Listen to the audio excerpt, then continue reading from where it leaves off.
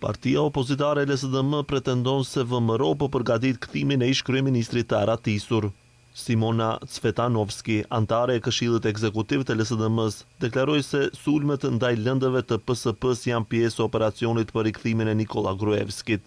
Sipas partisë opozitare, ndërsa institucionet nuk lëvizin as gishtin për tenderet kriminal të VMRO-s, qytetarët po shohin një fushat të zezë me sulme ndaj lëndëve të PSP-s.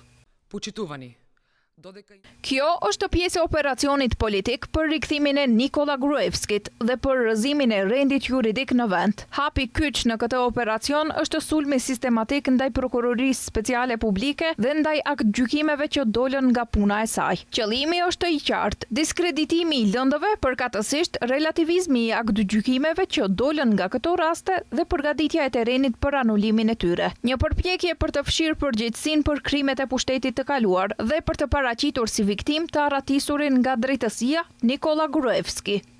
LSDM vlerëson se po merren vendime në drejtësi në kundërshtim me rekomandimet evropiane, po merret kontrolli plot mbi gjyqësorin dhe prokurorin, ndërsa bëhet gjithçka me qëllim të sigurohet terren i sigurt për rikthimin e shefit. Ndërkohë edhe VMRO ka kritika për ish pushtetin. Valentin Manasievski, antari i VMRO DPMN-s, ka deklaruar se papërgjegjësia e Venko Filipçës në zjarrin e spitalit modular në Tetov është shembull se LSDM ka qenë mbrojtur nga organet e drejtësisë. Partia thekson se në vend që të përmirësoheshin kushtet në spitalet ekzistuese dhe të sigurohej mbrojtje për pacientët, qeveria atëhershme e LSDM-s me procedurë urgjente e ndryshoi ligjin për ndërtim.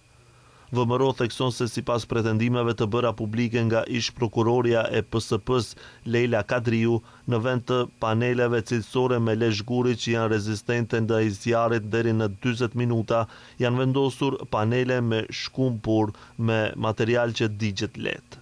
Пораничната обвинителка Лейла Кадриu Ish prokuroria Leila Kadriu ka deklaruar publikisht se është pezulluar pasi ka kërkuar ekspertizë ndërtimore dhe se sipas saj, nëse hetimi do të kishte vazhduar, gjysma e qeverisë do të kishte përfunduar në burg. Nëse një prokuror largohet në momentin kur afrohet përgjegjësia e funksionarëve të lartë, kjo flet për presione të drejtë për drejta dhe për partizim të plotë të sistemit të drejtësisë. Ky ishte sistemi i LSDM-s dhe Filipçës. Ligjet ndryshoheshin sipas nevojës, institucionit viheshin nën kontroll dhe përgjegjësia shmangej. VMRO thekson se qytetarët meritojnë hetim të plotë, përgjegjësi të qartë dhe drejtësi.